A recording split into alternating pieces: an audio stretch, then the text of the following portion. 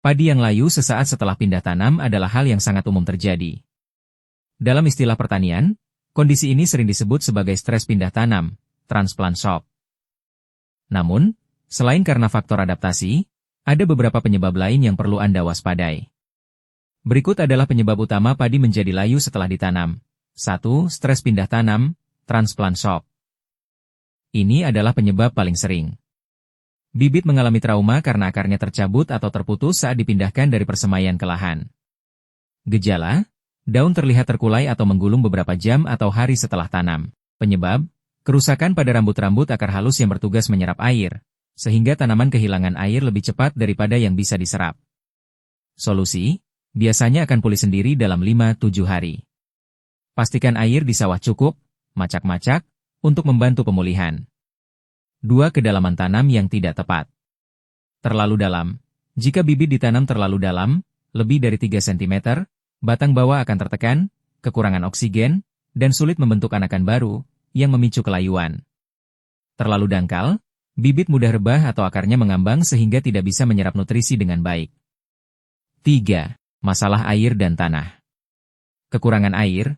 Jika lahan kering segera setelah tanam, bibit yang akarnya belum kuat akan langsung layu. Asam-aseman, keasaman tanah tinggi sering terjadi pada lahan yang sisa jeraminya belum membusuk sempurna. Gas dari pembusukan jerami bisa meracuni akar padi yang baru ditanam. Kadar garam, salinitas di daerah dekat pantai, air yang terlalu payau bisa membuat bibit terbakar dan layu. 4. Serangan hama dan penyakit dini. Penggerek batang, sundep larva yang menyerang sejak di persemaian atau segera setelah tanam bisa membuat pucuk padi layu dan mati. Gejala pucuk layu mati. Hawar daun bakteri, HDB. Jika bibit sudah terinfeksi sejak di persemaian, ia akan menunjukkan gejala layu setelah pindah tanam karena bakteri menyumbat jaringan air tanaman. 5. Keracunan pupuk, overdosis. Pemberian pupuk kimia, terutama urea, yang terlalu dekat dengan waktu tanam atau dosis yang terlalu tinggi dapat menyebabkan akar bibit terbakar karena efek panas dari pupuk. Tips agar padi tidak cepat layu, waktu tanam. Sebaiknya dilakukan pada sore hari untuk menghindari penguapan berlebih akibat sinar matahari terik. Kualitas bibit. Gunakan bibit yang cukup umur, sekitar 18-21 hari, dan sehat. Cara cabut. Saat mencabut bibit, usahakan seminimal mungkin merusak akar. Jangan dipukul-pukul terlalu keras untuk membersihkan tanah. Padi yang layu sesaat setelah pindah tanam adalah hal yang sangat umum terjadi. Dalam istilah pertanian, kondisi ini sering disebut sebagai stres pindah tanam, transplant shock.